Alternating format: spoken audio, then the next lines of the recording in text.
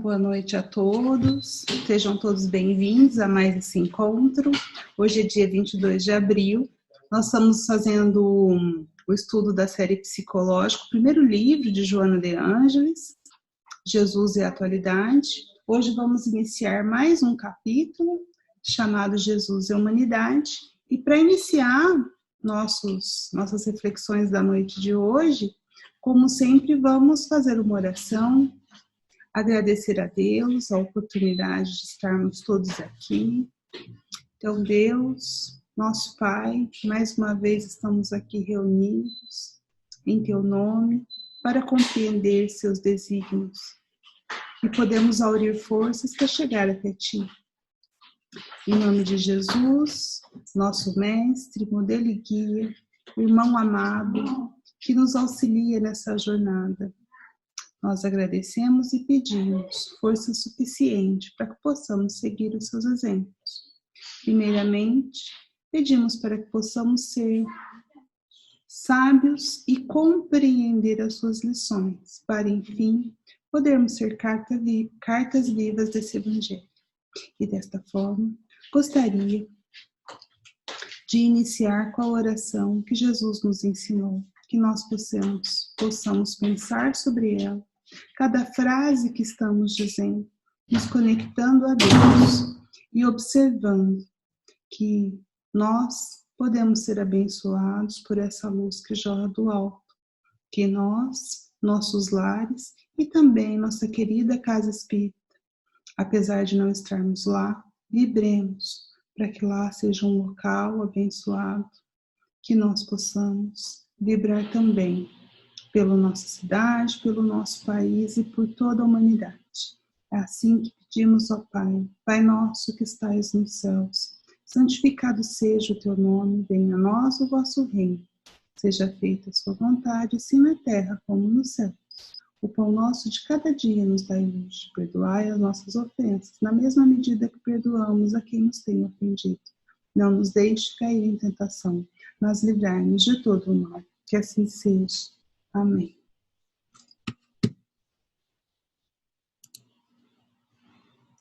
Amém. Eu estou admitindo mais 2 aqui, para a gente poder iniciar. Então, hoje é o capítulo 3º. Bem-vinda, Graciete. Bem-vindo, Ronaldo.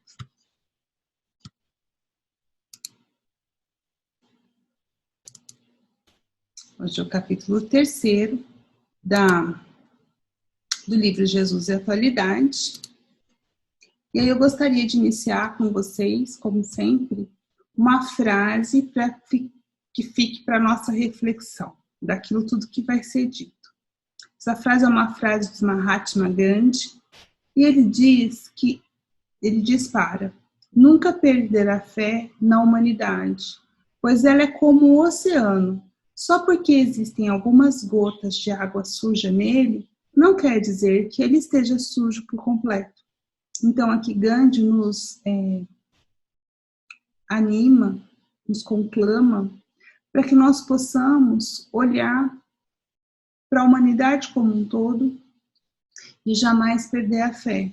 Porque algumas gotas, sim, estão sujas, mas elas podem se limpar e outras estão limpas. Então, foi isso que Jesus viu em nós e por isso ele se encarnou aqui conosco.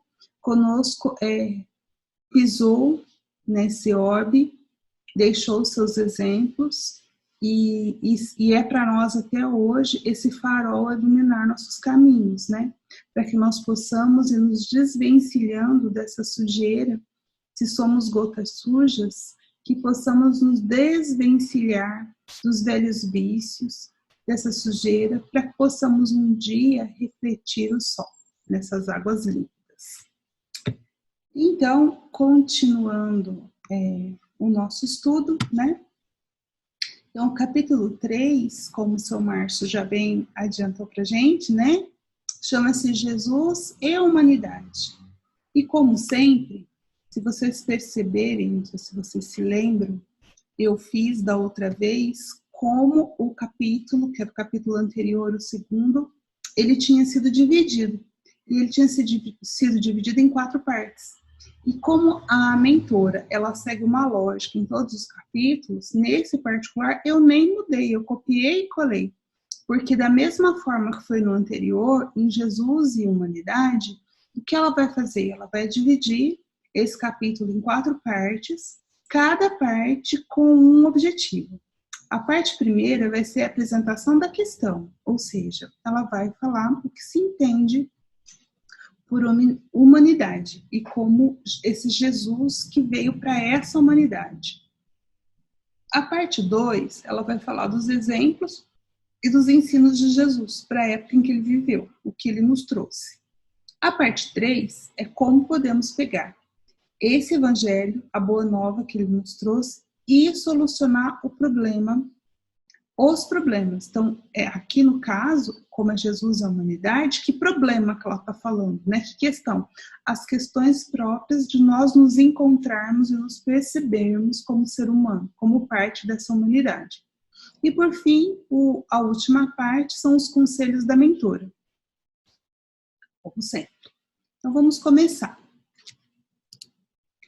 Então, antes de fazer a leitura do que Joana de Ângeles está nos dizendo, o que é preciso?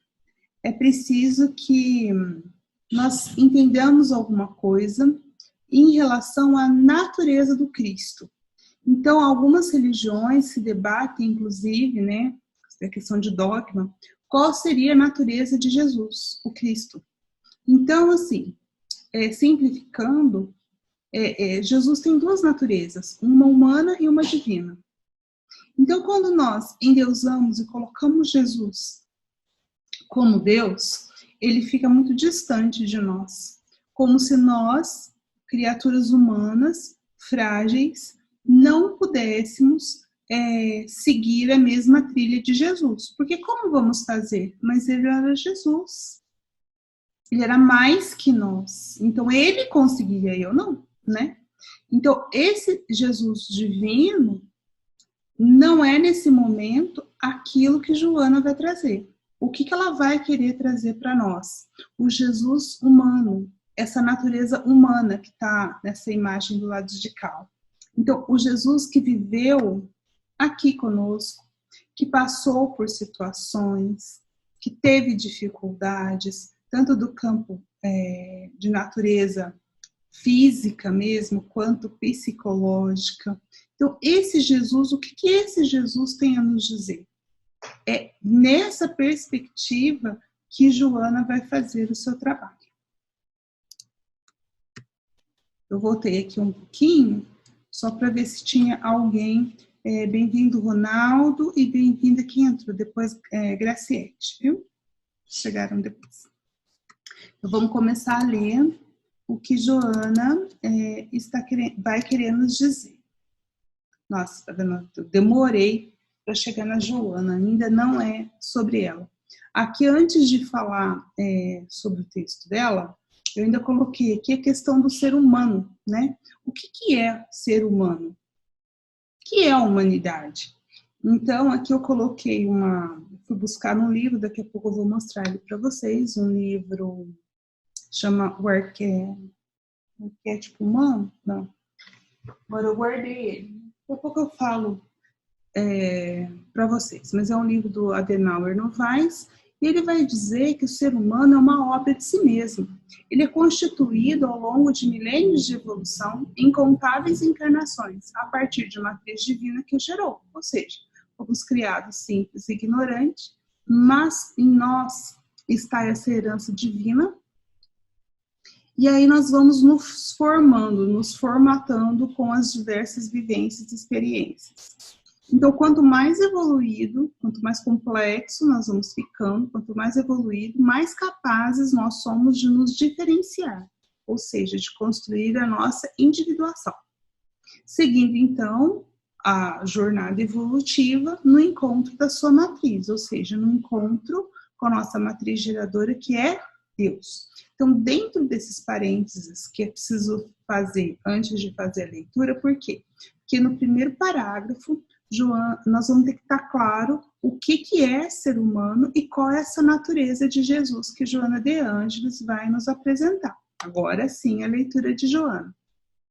Então, Jesus homem, tá vendo? Ela já começa dizendo que natureza ela quer de Jesus. Ela quer essa natureza humana de Jesus. Então, Jesus homem é a lição de vida que aurimos no Evangelho como convite ao homem para se deificar. Então, deificar aqui é atribuir-se uma natureza divina.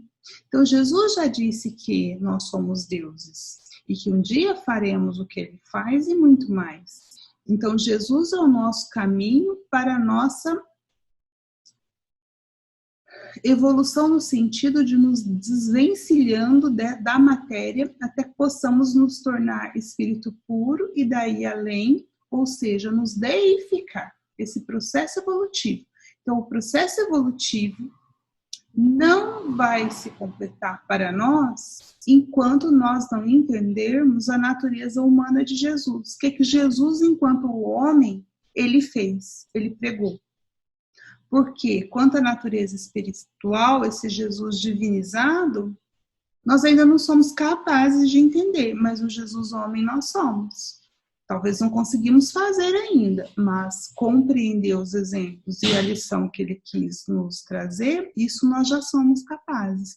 Por isso que lá na introdução, Joana vai dizer que nós necessitamos urgentemente de Jesus descrucificado, de Jesus amigo, de Jesus terapeuta.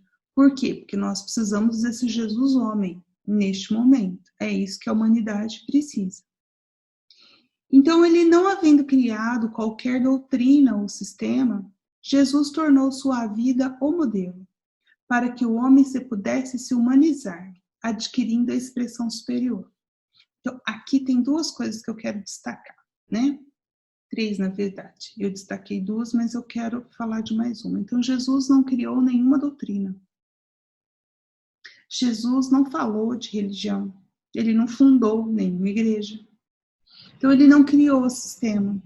Se vocês perceberem e repararem, nós falamos de João Batista alguns encontros atrás, quem batizava como um rito de passagem era João. Jesus nunca batizou ninguém. Então, ele não dizia que para ser salvo você tinha que ser dessa crença ou daquela crença, fazer esse ou aquele ritual. É isso, ele não criou doutrina nem sistema algum. Então, a vida dele mesmo é que foi o modelo, ou seja, o que ele viveu, o que ele exemplificou, aquilo que ele falava, ele fazia. Jesus falava de perdão, falou sua vida inteira, durante toda a sua pregação, do perdão aos ofensores.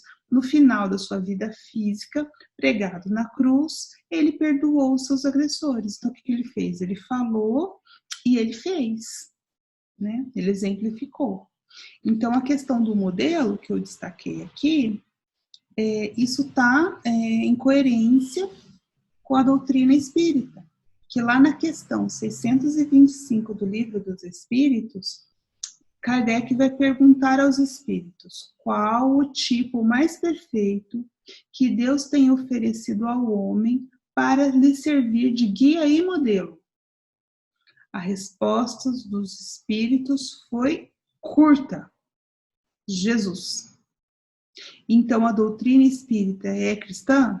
É, porque o guia e modelo da humanidade no qual todos nós devemos nos espelhar é Jesus, sem discussão. Está claro na questão 625. E agora, o mais intrigante desse destaque é isso aqui, que eu queria que vocês prestassem atenção comigo, para a gente poder discutir. Então, Jesus é um modelo para quê? Para que o homem se humanize, não para que o homem se deifique. Olha que interessante isso, porque lá em cima não falou que o Evangelho é um convite de Jesus homem para que a gente se deifique, ok? Aí depois agora, na sequência, ela vem falando que Jesus é um modelo para que o homem se humanize. Então, o que isso quer dizer? O que é se humanizar? O que é humanidade? Então, a gente precisa lembrar que dentro da nossa trajetória evolutiva, nós passamos pelos diversos reinos, e vou ter outros, acima, né, do hominal.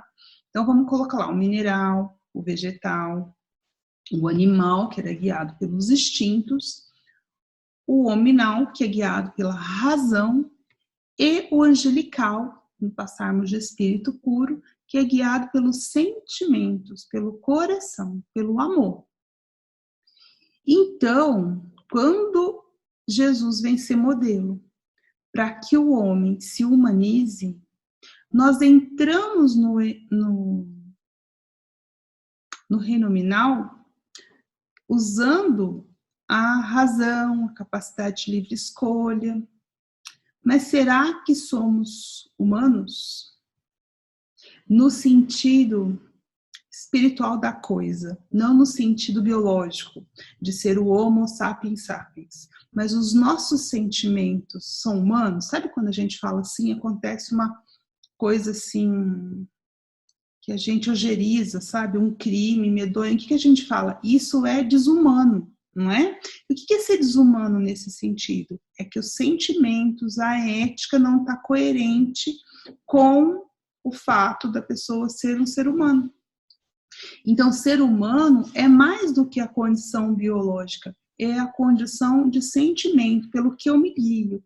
Então, Jesus veio pregar o perdão e o amor incondicional, por quê? Porque é necessário que o homem se desvincule gradativamente dos instintos de sobrevivência e ele possa desenvolver os sentimentos e as virtudes mais nobres para que assim ele possa ser considerado um ser humano nesse sentido de um ser humano ético.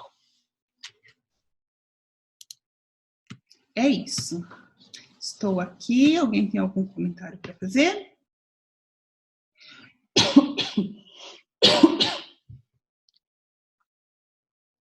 André.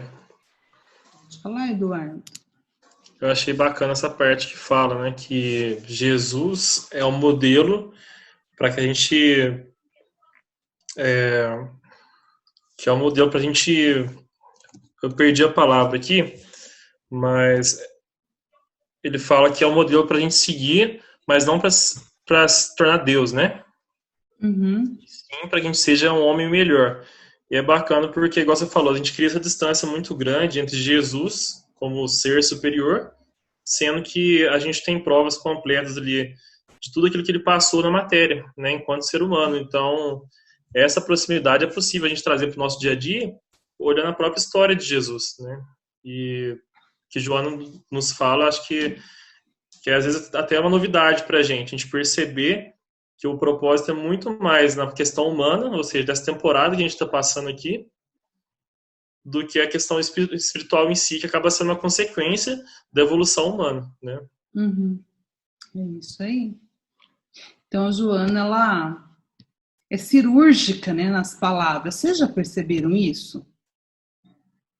Se a gente lê despretensiosamente, a gente passa. Mas aí você vai pegando as palavras, às vezes eu vou anotando aqui, eu só vou circulando as palavras. E aí você vai vendo como ela vai colocando as palavras para que a gente possa fazer essas reflexões. Uma vez, acho que eu já comentei com vocês, uma vez eu vi uma palestra de uma pessoa dizendo que esse livro, Jesus e a Atualidade, era um livrinho fino e que poderia ser lido numa tarde. Eu falei, não é possível que a pessoa consegue ler numa tarde, né? Uhum. Mas, enfim, depende da leitura que você faz. Então, você está vendo, uma coisa ela faz, de repente ela vem e fala, não, mas nós precisamos nos tornar humanos. Aí a gente pensa, peraí, mas eu não sou humano? Eu achei que era humano.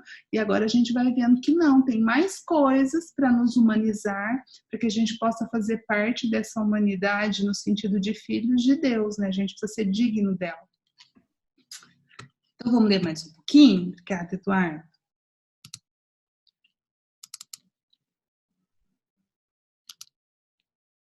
Então, o que Jesus buscou? Antes de continuar com Joana, vamos lembrar aqui, né? Tem esse Jesus aí com a lâmpada na mão, nos orientando o caminho. O que Jesus, quando ele veio, ele buscou? Ele buscou levar o ser humano à consciência de si mesmo. Então, quando ela está falando lá, anteriormente, né? Que Jesus é o modelo para que a gente se humanize, é nesse sentido. Será que nós estamos mais próximos dos animais, né, dos instintos, do que a gente pode imaginar? Quantas vezes a gente não é dominado pelos nossos vícios mesmo, pelos nossos comportamentos atávicos, né?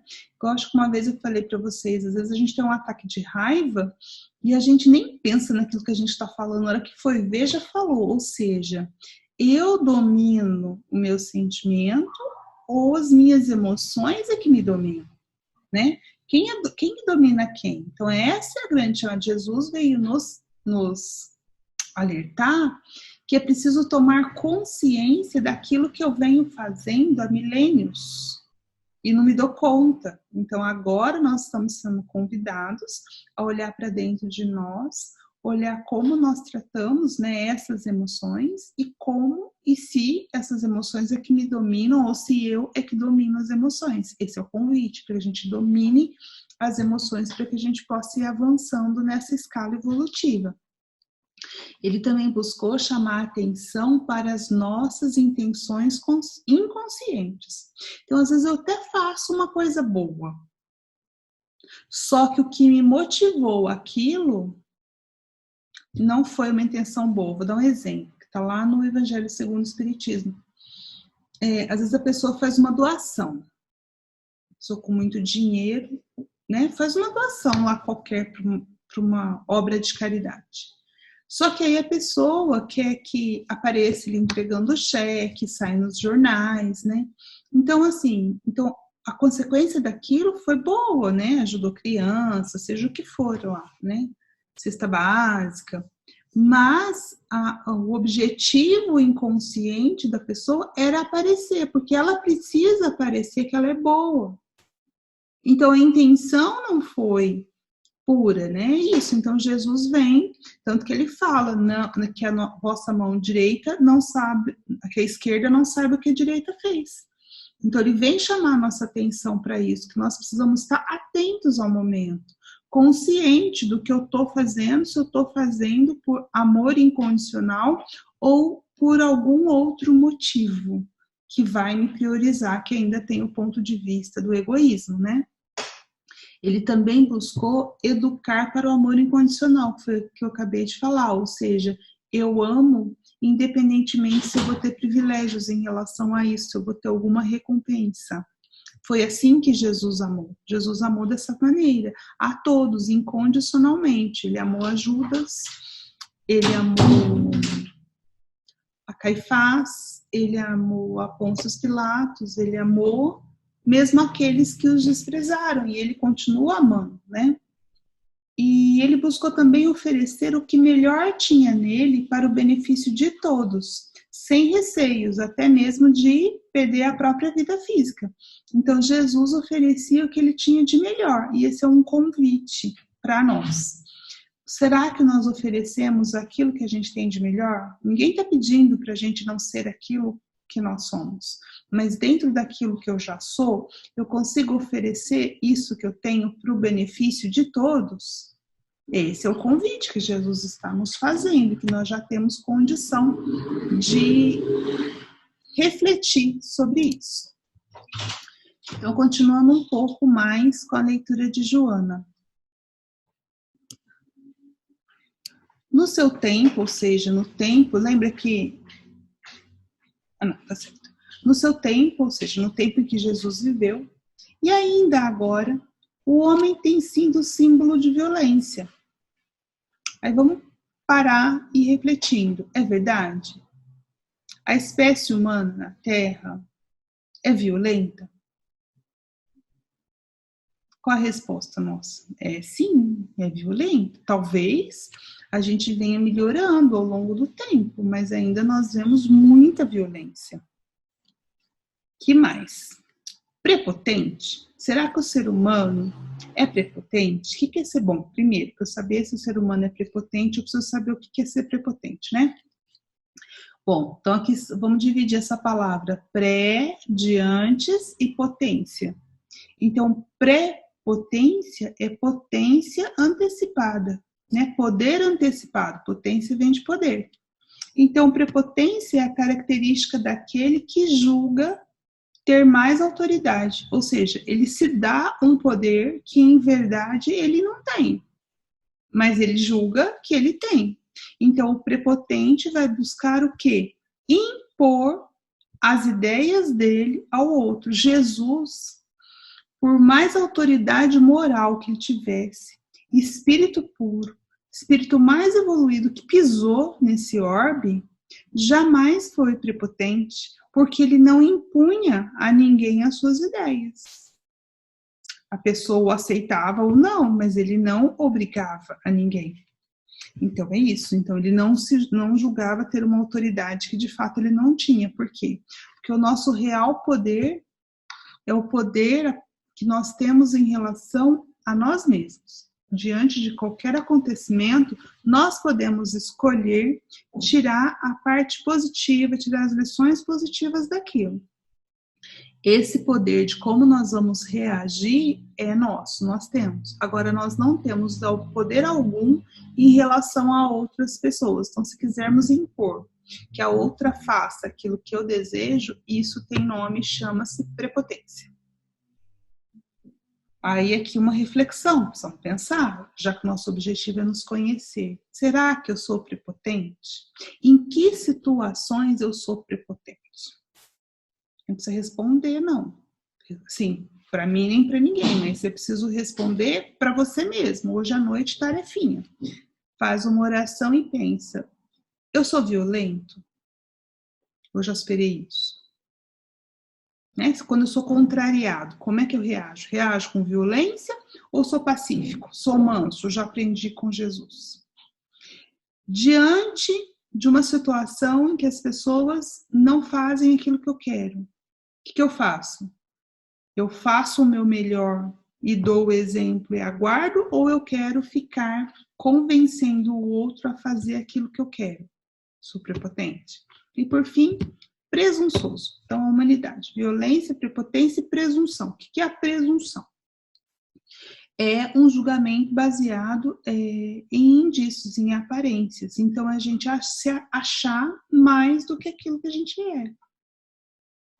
Será que a humanidade é presunçosa? Será que eu sou presunçoso? Né? Então, essas são as perguntas.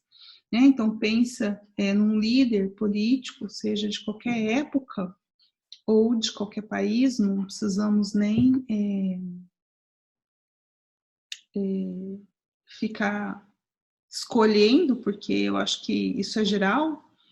Eles acham que eles podem fazer. Eles acham que eles podem fazer julgamento de valor. Então, por exemplo, os faraós do Egito Antigo se achavam deuses.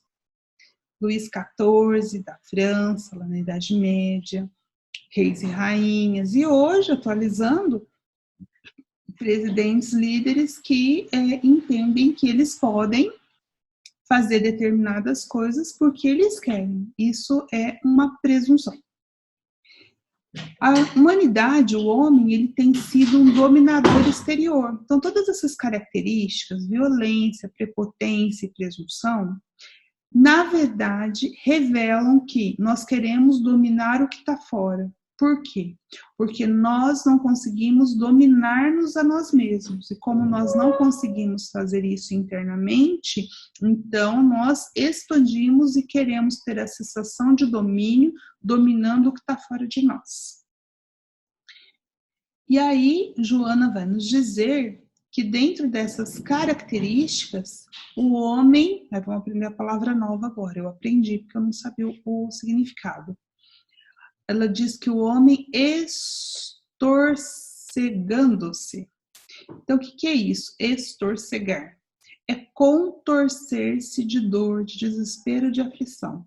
Então, o homem, ele se contorce, porém, na sua fragilidade, nos seus conflitos e na pericidade. Então, veja, o homem é violento, mas ele é frágil.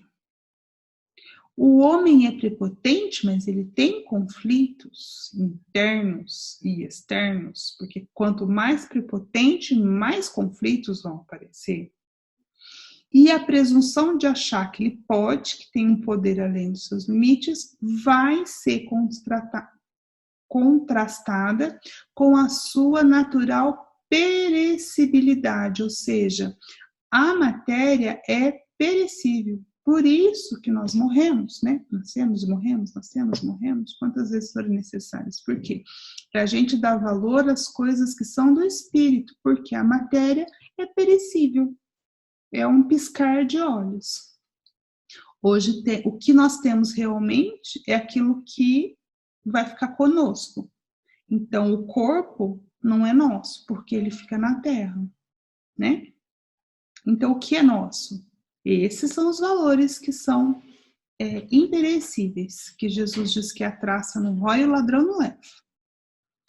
Então, continuando, após os exemplos de Jesus, então Jesus passou pela terra, encontrou uma humanidade desse jeito, violenta, prepotente, presunçosa, dominadora. Lembre-se que a própria Palestina tinha tudo isso, os judeus tinham todas essas características e eram também dominados por outra nação, que eram os romanos, que também tinha tudo isso. Só que aí, após Jesus, com a pregação do Evangelho, da Boa Nova por todo o mundo, vamos ver o que aconteceu, pelo menos o que deveria acontecer, né? E aí a gente vai discutir isso.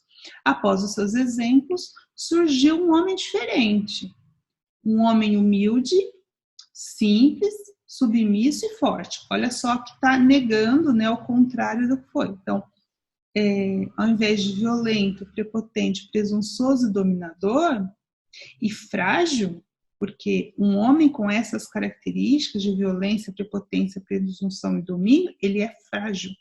Qualquer vento o derruba. A violência é só um disfarce para a sua fragilidade. A prepotência também, a presunção também, né? Então, com Jesus, Jesus veio trazer um modelo que um homem como ele, que viveu sobre a terra, humilde no sentido de que ele sabia exatamente a condição que ele era, nem mais, nem menos, simples e submisso à vontade divina ou à vontade humana. Quando Jesus foi preso, ele não demonstrou reação. Ele poderia, mas não era o que ele deveria fazer. Então ele foi submisso às leis. Quando foi perguntado se os judeus deveriam pagar os impostos, Jesus disse: dá a César o que é de César, submissa às leis humanas, né? Ao costume, pelo menos. E esse homem humilde, simples e submisso, por mais contraditório que possa parecer, esse homem é forte, porque ele já desenvolveu as virtudes da alma. E essas virtudes, elas são perenes. Então, por isso que Joana fala, né?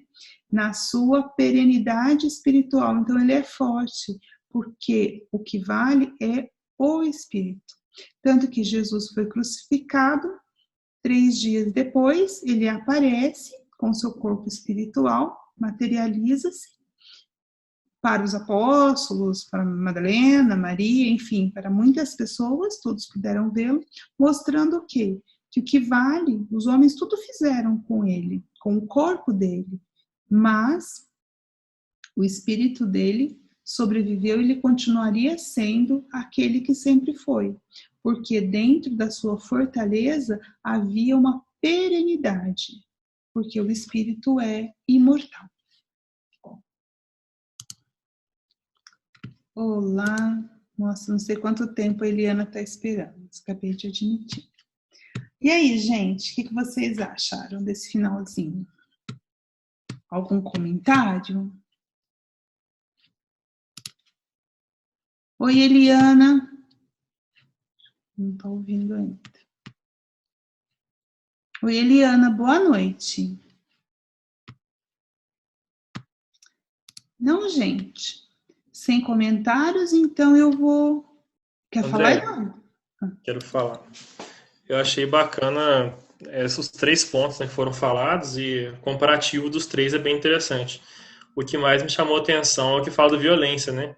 Porque quando você faz a pergunta, a humanidade é violenta, a gente pensa assim, talvez a gente pense parcialmente, né? Mas quando você traz mais próximo da gente mesmo, como que a gente reage numa situação que desagrada a gente? Aí a gente percebe a violência que para mim às vezes nos parece um direito de reagir daquela forma. Eu estou defendendo meu espaço, por exemplo, né? Então parece que estou sendo forte, preservando meu espaço, meu direito. Mas analisando, né, como Joana fala, a gente percebe que a força não está nisso, né? A superioridade, né, o nosso desenvolvimento ali vai muito além de reagir de forma imediata. Então, quando a gente conhece o propósito nosso da evolução, a gente percebe que realmente a modelo de Jesus não precisa ser esbravejando, não precisa ser se impondo dessa forma com uma violência que a gente nem percebe de tão comum que é, mas igual você falou, exemplificando de uma forma melhor, né? Então, isso chamou bastante atenção porque é uma violência que a gente não percebe que é. E por não perceber, muitas vezes, eu particularmente teria dificuldade com esse ponto principal. A gente acha que é o natural, mas na realidade, se a gente for buscar os conceitos do Evangelho, a gente tem que trabalhar essa parte em alguns momentos, né? Verdade. A questão da violência, ela também não precisa ser, ela não está falando uma violência física, uma violência verbal. Às vezes eu nem reajo falando. Não sei se já aconteceu isso com vocês. Às vezes acontece alguma coisa, a gente não gosta, a gente nem fala para a pessoa, mas a gente fica duelando mentalmente. Aquilo não sai da nossa cabeça. E aí o Livro dos Espíritos traz, o Evangelho também traz isso muito, muito forte, que ele chama de... Tem uma parte lá, não me lembro qual capítulo, que fala dos duelos mentais.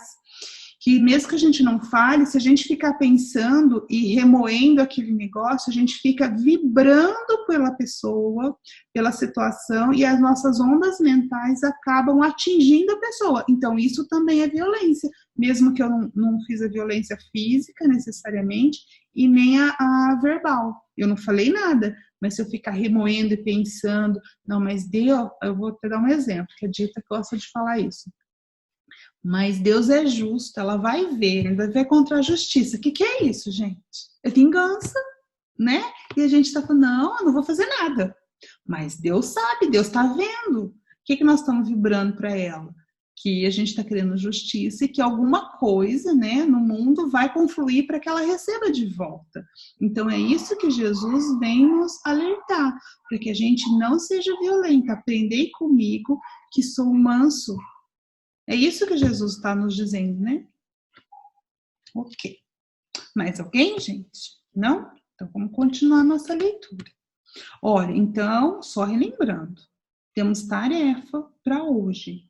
Hoje à noite é um bom momento para a gente meditar. Então vamos pensar assim. Eu ajo com violência, são 3, então eu ajo com violência em que situações? E o que eu estou aprendendo com isso? Né? O que Jesus está me ensinando? Como é que eu tenho que fazer? Porque a gente só vai aprender se a gente falar assim, enquanto a gente não reconhecer que a gente se a gente não reconhece que está doente, quem vai tomar remédio? Vocês concordam? Eu só vou me candidatar a tomar o remédio do Evangelho quando eu reconhecer que eu estou doente. Então eu preciso saber, eu sou violento por atos, palavras e pensamentos. 3 coisas, tá? Sou violento por atos, por palavras, pensamento? Ok, depois. Eu sou prepotente? Eu busco fazer com que as pessoas façam aquilo que eu acho e não o que é melhor para elas. E o prepotente, gente, ele tem uma característica muito interessante. Mas eu tô querendo isso porque isso é o melhor para ela. Quem é você para dizer que é o melhor para ela? Você sabe que é melhor para você. Melhor para ela, você não sabe. Mas a gente faz isso. Eu falo por conhecimento de causa, sabe? Você fala assim, mas é o melhor para ele, devia fazer assim. Tá, mas você tá nos pés dele? Você sabe o que ele passou? Não, né? E qual é o outro? Vocês lembram? É a presunção. Será que a gente acha que a gente é melhor que? Eu vou dar um exemplo. O espírita costuma falar assim, mas porque aquele daquela religião lá não entende assim, que o espiritismo sim, que é a verdade. Quem disse? Nós temos um percurso. As outras religiões têm outro percurso. Todas as religiões são boas e todas elas podem nos levar a Deus.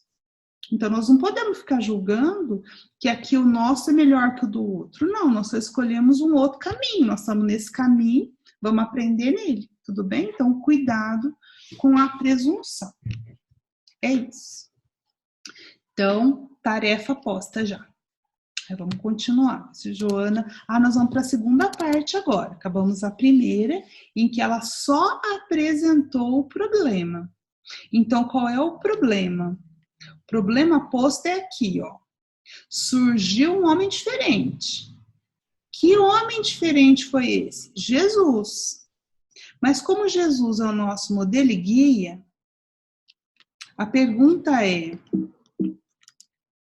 nós já somos assim? É a tarefinha de hoje, né? Nós já somos humildes, simples e submissos? Né? Então, por quê? Porque nossa tarefa estará executada quando nós conseguirmos, é igual lá no copia e cola, nós precisamos copiar e colar Jesus, mas será que nós já conseguimos copiar e colar como ele foi? Né? Se ainda não conseguimos, estamos na trajetória. Então, esse é o problema posto, como copiar esse modelo. Então, vamos ver a segunda parte, que ela vai falar das lições do mestre. Aqui, eu lembro que eu falei do livro e não consegui lembrar do nome. É esse aqui, ó. Chama Jesus, o arquétipo humano. Então, é Jesus como intérprete de Deus. Então, o que é seu arquétipo? Aqui a figura arquétipa vai relatar, assim, a psicologia, né? Como aquilo que trazemos arraigado. Então, Jesus, ele veio para deixar registrado as possibilidades. Então, Jesus, como arquétipo humano, registrado em nosso inconsciente, quantas vidas, né? Essa é uma pergunta interessante, quantas vidas será que nós aqui nessa sala virtual já tivemos ouvindo falar de Jesus? Quiçá algum de nós estava lá na Palestina. Costumo brincar, né? Eu devia estar lá gritando assim, salve Barrabás. E aí, depois de muito sofrer, não conseguimos aprender as lições lá, aí fomos reencarnando a duras penas, até que hoje, se já não conseguimos copiar e colar Jesus, nós pelo menos já copiamos. Colar ainda não deu, mas copiar a gente já está buscando aprender aquilo que ele nos ensinou. Então, ele vai mostrar os objetivos de Deus. Ele vem para mostrar que os objetivos de Deus, de Pai, acho que eu já falei para vocês, mas eu vou repetir aqui.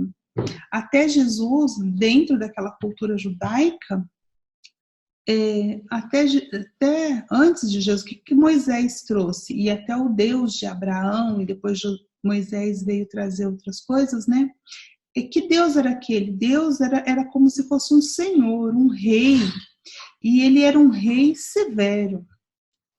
Aí vem Jesus e vai falar de Deus, aí ele chama, tanto que no Velho Testamento, Deus é chamado de Jeová, que é Senhor, aquele que não pode ser nomeado. Vem Jesus e não fala Jeová. Jesus nomeia Deus de Abba. Abba, no hebraico, quer dizer papai. Porque pai era outra palavra. Então, quando Jesus se refere a Deus como Abba, é um jeito muito carinhoso, muito próximo, é um pai carinhoso, um pai amoroso, um pai que te põe no colo. Abba. Então, Jesus vem mostrar que a Abba quer o quê? Que é o bem, o belo e o harmônico. E que o Abba cuida de nós. Então, Jesus é o portador da projeção, olha só que interessante. Jesus é o portador da projeção do melhor de nós naquilo que ele apresentou de si mesmo. Voltando, que isso aqui é confuso para a gente entender, ó. Então, Jesus, ele veio, lembra a questão das projeções, que é o projeto que tem em mim no outro? Então, muitas vezes, nós projetamos a nossa sombra, aquilo que a gente não quer admitir em nós, no outro. Mas Jesus, quando ele é modelo e guia, Ele vem para ser a projeção do que melhor seremos. Jesus é a nossa foto, vamos dizer assim, no futuro. Então, ele vem dizer, olha, vocês são capazes de ser assim. Jesus veio colocar nesse orbe um modelo, a projeção do que melhor nós podemos ser. E nós podemos ser como ele. Então, ele é a imagem arquétipa do self. Vocês lembram disso, que a gente discutiu lá no início, né? Que a gente tem essas duas, a gente tem um self, que é o eu divino, Cristo interno, por isso que a gente fala de Cristo interno, e aí várias camadas de ego, e o ego se sobrepondo ao self. O ego não é ruim em si, mas o ego precisa se submeter ao self, ao divino.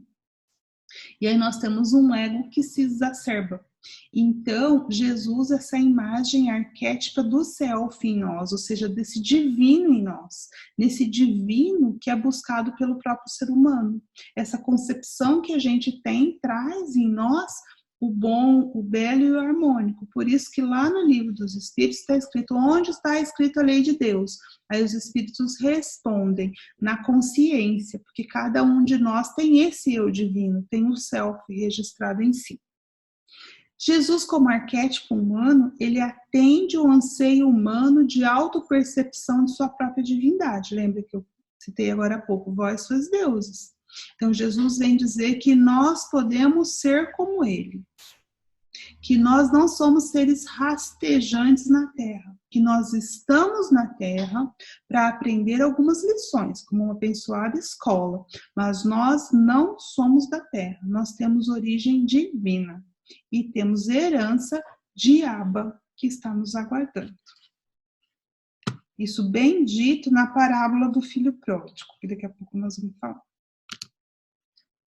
Então, eu vou ler mais um pouquinho de Joana, que é a segunda parte. Então, enquanto os grandes pensadores de todos os tempos estabeleceram métodos e sistemas de doutrina, ele, Jesus, sustentou no amor os pilotes da ética humanizadora para a felicidade.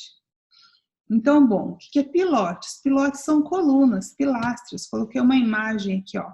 Então, assim, Jesus trouxe o quê? Essas pilastras para sustentar todo o nosso edifício. Que edifício? O edifício da construção da ética humanizadora. Aí, o que é ética? Ética e moral são coisas diferentes, né? Ética é a preocupação com a conduta pessoal, é aquilo que eu sinto, é a lei divina na minha consciência, é aquilo que eu estou em paz com a minha consciência. Então, a preocupação com a conduta pessoal em relação ao outro, tendo em vista a convivência justa e harmoniosa. Então, ela tem uma dimensão mais pessoal. A moral tem uma dimensão mais de sociedade. Mas a ética é pessoal, né? É aquilo que se eu ajo de acordo com aquilo que eu penso, que eu sou e que eu acredito, de acordo com as minhas crenças. Então, a ética ela envolve respeito, igualdade, os valores, as virtudes, né, os direitos. Então, Jesus pautou, ao invés de uma doutrina, de um ritual, ele não fez isso. Então, para seguir Jesus, você não precisava se batizar, não precisava fazer um rito, passar por uma iniciação, não. Para seguir Jesus, basta que nós nos pautemos por uma ética humanizadora, ou seja, uma ética que nos torne humanos, dignos de serem chamados humanos, filhos de Deus. Nesse sentido, né? O amor ao próximo, porque amamos a Deus quando nós amamos o próximo. Por isso que Jesus resumiu os mandamentos dos profetas nessa máxima: amar a Deus sobre todas as coisas e o próximo como a si mesmo, e ainda ele completa.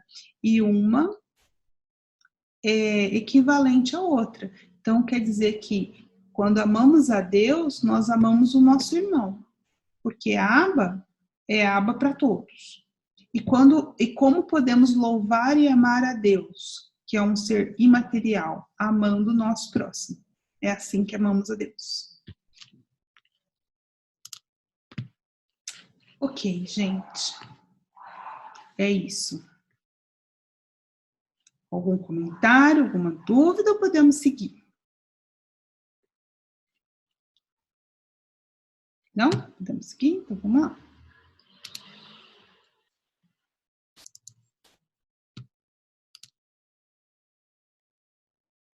Jesus não se utilizou de sofismas, nem de silogismo.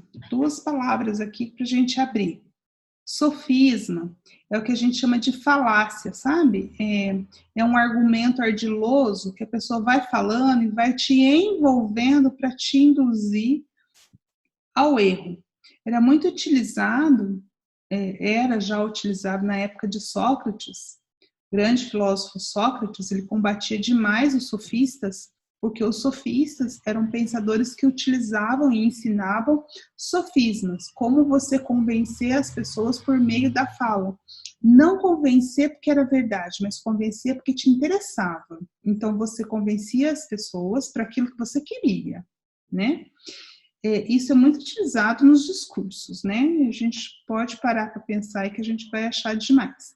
E silogismo, o que é? Silogismo é quando você vai usar dois argumentos e para fazer uma conclusão, e a conclusão que você vai tirar não é correta. Quer ver? Eu vou dar um exemplo para vocês. Ó. Se o que não mata, engorda, não é isso? A gente fala que não mata, engorda. E o que não te mata, te fortalece? Se não matar, me fortalece. Aí dessas duas afirmações, que são verdadeiras no sentido que a gente usa como verdadeira, então se eu admitir que as duas são verdadeiras, eu vou fazer uma conclusão. Então, se o que não mata, engorda. E o que não te mata, fortalece, logo, engordar, fortalece. Então, eu tinha duas coisas que eram conhecidas como ditados populares, mas a conclusão juntando as duas não é correta. Então, às vezes, na fala, você leva o outro a concordar com você, mas são falácias. Jesus não utilizava desse tipo de linguagem. A linguagem de Jesus era clara e simples para todos que estavam ouvindo. Então, ele jamais aplicou comportamentos excêntricos ou fórmulas complexas que exigissem altos níveis de inteligência e de astúcia. As pessoas simples, lembra quem ouvia Jesus? Eram os pescadores, as donas de casa, os comerciantes, eram pessoas do povo, não eram filósofos, estudiosos, não eram, né? Então ele falava para que ele pudesse ser compreensível, e mesmo assim ele falou tudo. Então o que a gente pode dizer é que talvez as pessoas não entenderam tudo em profundidade, mas elas entendiam o que ele estava falando. Então não precisava ser muito inteligente, dava para entender. Tudo aquilo a que ele se referiu é conhecido. Então tudo que ele falou não era nada oculto, embora as roupagens novas que o revestem. Então, ele trazia de uma outra forma, de um outro jeito. E hoje, as próprias parábolas que Jesus falava, as pessoas entenderam o recado, mas a gente consegue buscar nas parábolas um maior aprofundamento de acordo com o conhecimento que a humanidade foi tendo, né? Essa é a última parte. Eu vou falar, depois eu volto para vocês. E a gente faz uma vez. Então, ele utilizou-se, já que eu entrei nas parábolas, né, de um significante grão de mostarda para ensinar sobre fé. Ele recorreu à rede de pesca e a peixes para deixar imperecíveis exemplos de trabalho. A semente caindo em diferentes tipos de solo para demonstrar a diversidade de sentimentos humanos ante o pólen da luz de sua palavra. Então, Jesus utilizava de comparações, que é o que a gente chama de parábola. Parabolem, do grego, é isso, é colocar lado a lado para comparar. Então, Jesus, quando falava... Então, ele queria dizer, então, por exemplo, aqui, Joana vai trazer 3 parábolas, mas vamos pegar as 2 primeiras. Quando fala assim, o grão de mostarda para falar da fé. Rede de pesca, né? E peixes. Então, o que ela está falando? Tem as parábolas, chamam as parábolas do reino.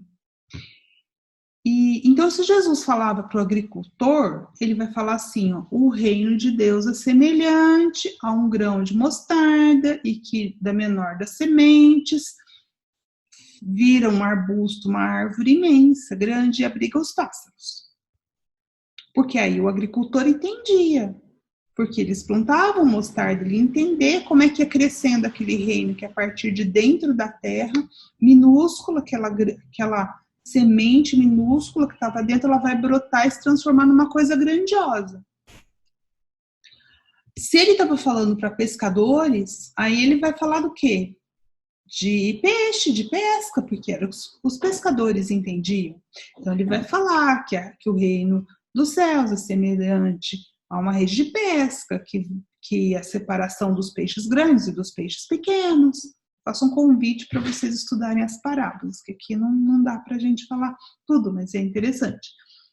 E se ele ia falar para a dona de casa, como é que ele falava? O reino dos céus vai ser semelhante a uma dona de casa que pegou uma massa de pão e colocou uma parte do fermento, deixou descansar, e aí a massa levedou, a massa cresceu. Tá vendo? Então ele falava a linguagem que as pessoas podiam entender. E aí, tem mais, que ela não falou aqui. Se ele falava para um comerciante, ele vai passar o reino dos céus é semelhante a uma pérola, que o homem encontrou e avaliou o valor daquela pérola e vendeu tudo para comprar aquela pérola. Por quê? Porque o comerciante sabia do valor das coisas, como é que ele negociava. E aí, no fim, ela vai dizer que Jesus também falou, né, pela parábola do semeador, aqui, ó. A semente caindo, que é ele falando para agricultores. Então, a semente caindo em diferentes tipos de solo. Para demonstrar o quê?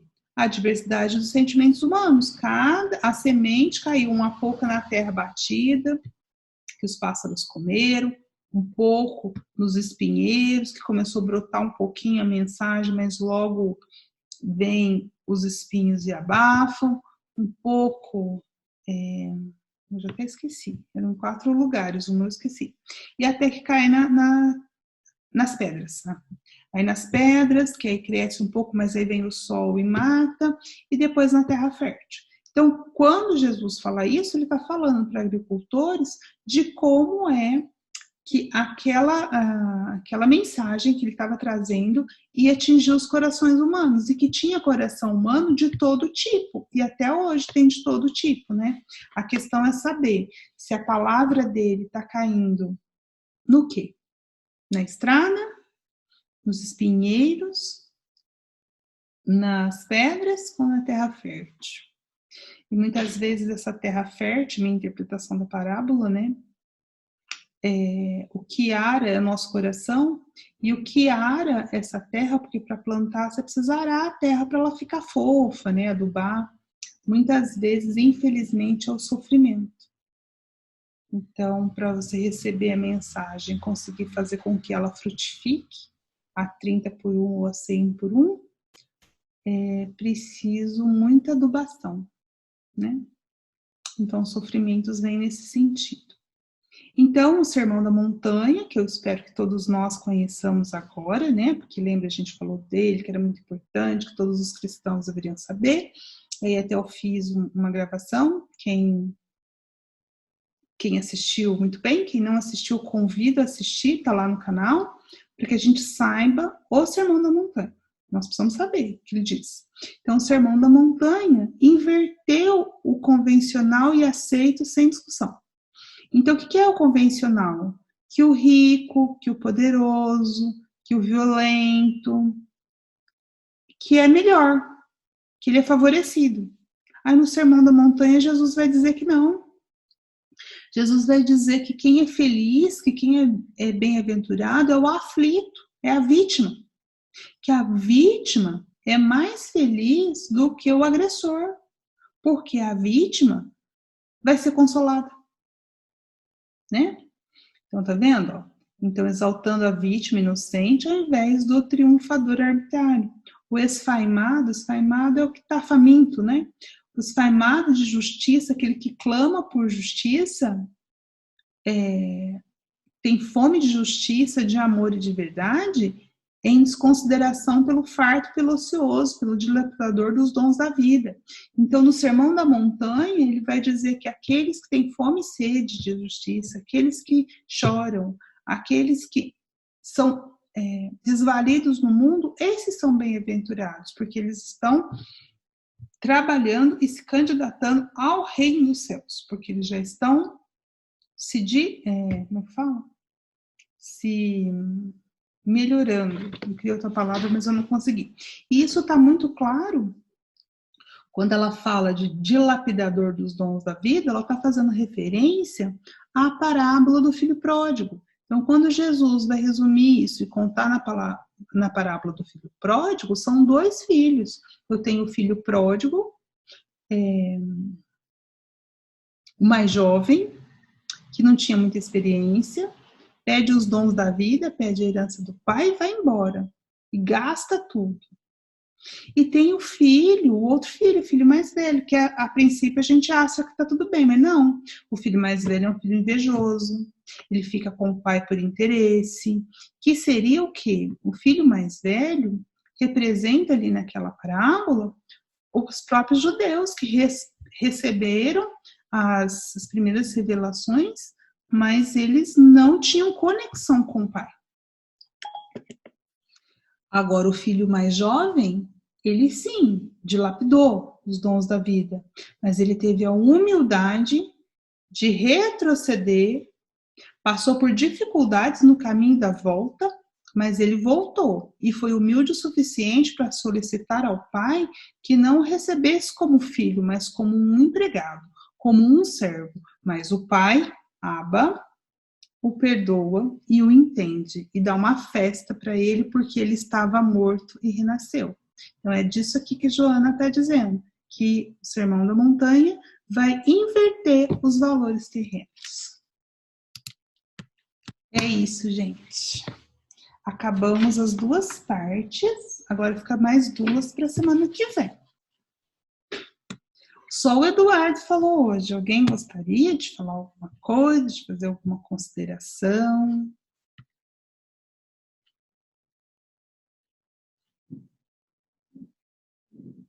Eduardo, acho que só você mesmo. Ninguém, está todo mundo tímido.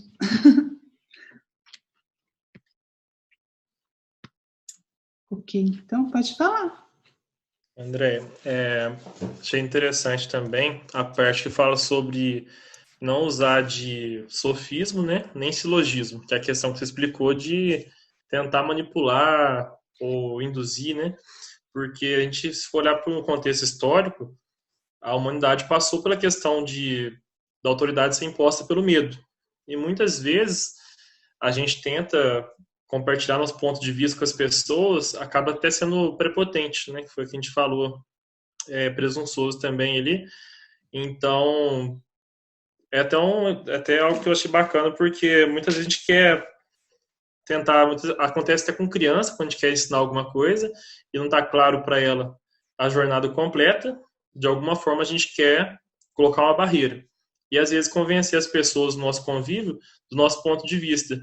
E mais uma tarefa que eu vou pegar para mim é evitar esse tipo de coisa também, me policiar para ver até onde eu estou usando de alguma coisa que eu desconheço, colocando como se diz, uma coisa obscura ali para conduzir a pessoa para o certo. Se Jesus não fazia dessa forma, eu acredito que a gente consegue também, e talvez com o nosso próprio exemplo, né? Então, às vezes, as nossas palavras não vai ser suficiente para convencer as pessoas, mas que o nosso exemplo sirva primeiramente para a gente e depois como consequência para o outro, né? É isso aí. A gente está vendo muito isso, né? Basta assistir um pouco de televisão na atualidade sobre a questão da pandemia, a gente vê assim, cada um com uma opinião e um querendo convencer o outro do que é melhor, então só a gente se guiando pela nossa ética interna que a gente vai conseguir tomar uma decisão, né? Porque muitas vezes a gente não sabe para onde vai, porque cada coisa que vem é conflitante, né?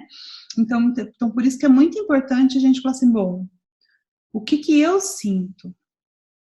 Que eu acho como Jesus agiria nessa situação, né? O que é que esse isolamento veio para nos ensinar a interiorização, nos ensinar que a única saída é ser fraterno, porque Jesus, o que ele nos explica? que o conflito, que as discussões, que as dissidências nunca resolveram os problemas, que nós precisamos encontrar a solução para esse problema posto juntos. E não é o que a gente está vendo no mundo, a gente está vendo mais divisão do que união. Então, não é convencendo o outro, é isso aí, Eduardo, não é convencendo o outro, mas como a minha disposição interna vai trazer exemplos. Então, por exemplo, que a gente vê no nosso Brasil, infelizmente, parece que a gente está em outra disputa política de facção, tem essa e aquela. Quer dizer, nós somos brasileiros, nós somos humanos, ou seja, todos nós estamos dentro da mesma situação. Então, nós deveríamos nos unir e não brigar um com os outros. E aí a gente vê nas redes sociais essa briga, né? Então, ele está muito contra. Então, aí se você for entrar na briga, não. O que Jesus falou? Faça o seu exemplo. Então, assim, se posicione, não coloque, sabe, lenha na fogueira, né? A gente como não vamos colocar lenha na fogueira, mas vamos, se eu acho que eu tenho que ficar em casa, porque essa responsabilidade minha, não me colocar em risco, não colocar um outro em risco, faço isso, exemplificando. Não preciso ficar, né, falando, fazendo discursos, é mais por aí. Ok. Mais alguém, gente? Senão a gente vai encerrar, já são 8h12. Se ninguém mais quiser se posicionar, falar, eu vou me despedir. Mais alguém? Não? Então, gente, tenham uma ótima semana. Eu desejo paz e bem para vocês, serenidade, que essa paz que Jesus nos deixou possa permanecer com vocês, nos seus lares, que a espiritualidade amiga possa estar com vocês, que vocês estejam abertos a essas bênçãos, que ajuda nós temos. A questão é com o que nós vamos nos sintonizar. Então, que a gente possa se sintonizar com o bem, com o bom, com o belo. Que Abba esteja olhando por todos nós e nos abençoe. Graças a Deus. Grande beijo.